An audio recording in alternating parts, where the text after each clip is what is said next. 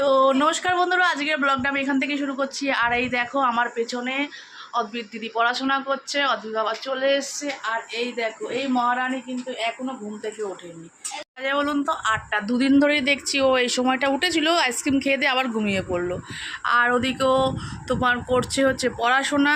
7 দিন পরে বাড়িতে এসে দিদাবাড়ি খুব মজা করলো, দিদাবাড়িতে মজা করে এসে এখন পড়াশোনা হচ্ছে। 7 দিন তোমার পড়াশোনা কামাই, বইও নিয়ে যায়নি। আর আমার হাতের হচ্ছে নিমকে একটু খেয়ে নিই, খেয়ে দিয়ে এবার রান্নাঘাটে যাবো।